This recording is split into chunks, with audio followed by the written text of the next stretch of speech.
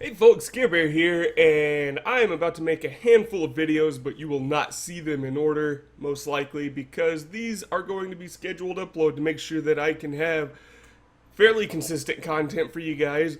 I know that I've been kind of slacking, but hey, I hurt myself.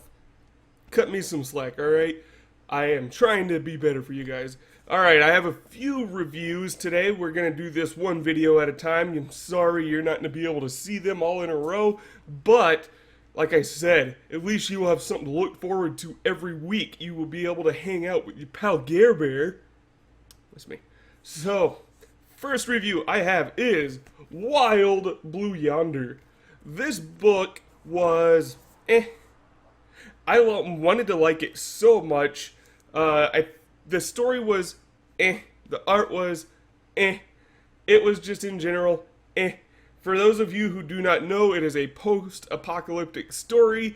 The Earth is covered in radiation, pollution. It is basically inhabitable. If you live on Earth, you usually live there as a miner who is still mining for fuel, and you have a fairly short lifespan. They try to keep everything at higher altitudes to try to escape the settled pollution, the settled radiation, stuff like that. But for the most part, humanity lives in the skies, and that is what caught my attention. I am a sucker for, the whole living in the sky kind of story. I loved BioShock Infinite. Probably one of my favorite games, but that also had an amazing story. It wasn't just the fact that Columbia was in the sky. It was a great story as well.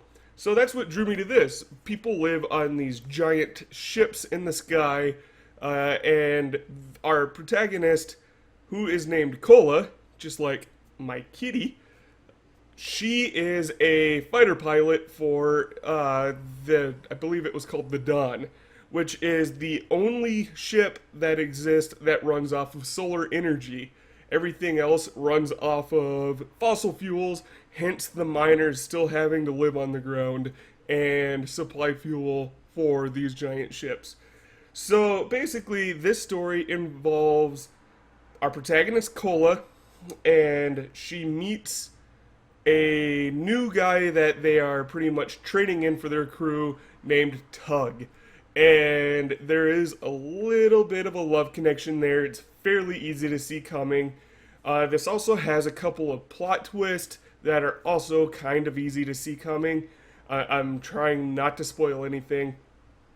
But, I mean, they're still okay plot twists, even if they're easy to see coming. It's fine. It's fine. The pacing is okay. The characters are okay. There is one character in here. He is the person who pretty much has to train Tug, who is just amazing. He's probably my favorite character in this book, and but he's a badass, so of course he's gonna be my favorite. The art, it was kind of hard for me to get past. I'm going to find. I'll just show you guys the very first page of art. So I tried reading this on the couch, and I noticed I was having a hard time focusing on it, and I thought it was because it was too dark in my living room. So I was like, I'll just read this in the bedroom. I have a lamp there. It shines right over my shoulder. But no, the problem is this art is very dark. So here is a good example.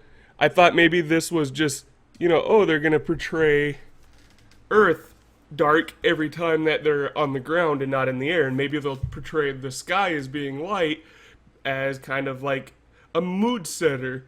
Because Earth is bad, being in the sky is good. The whole thing about this is survival is in the sky, not on Earth. Earth means death. So, no, that's not what it was. It pretty much stayed dark throughout the entire story. The art was very, very dark. And, I mean, I can understand that not everything can be fucking rainbows and unicorns, but I would at least be able to make out what's going on.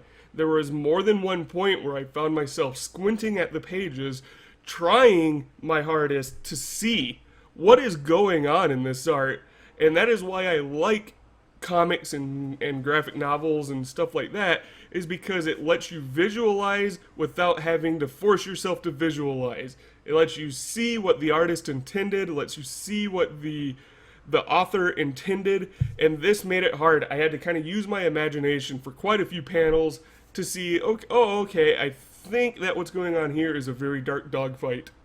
And I don't mean dogfight as in Michael Vick, I mean dogfight as in planes. Like I said, the characters are just fine. They're very, I can't even think of the word, but they're pretty much what you would expect from a story like this. You know, you have the overbearing commander, you have the sympathetic father, you have the love interest, the person training the love interest. The female protagonist is very cookie cutter, is the word I'm looking for. The characters are very cookie cutter in this.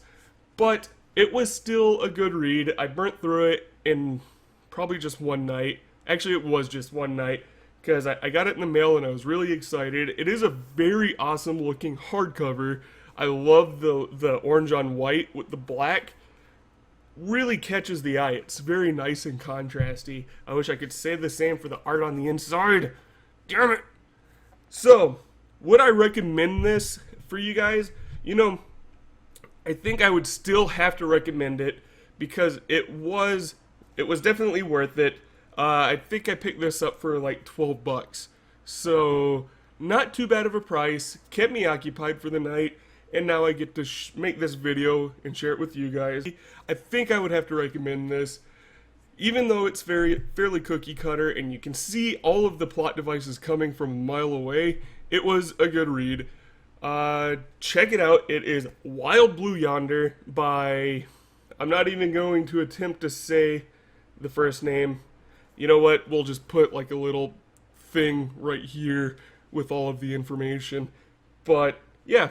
It's decent. Plus, the protagonist's name is Cola, which is the most important thing in the world. Alright, guys. Thanks for watching. Stay tuned for a few more... Okay, fine. Tune in next week. Check out some more of my reviews. You guys rock. Have a good one.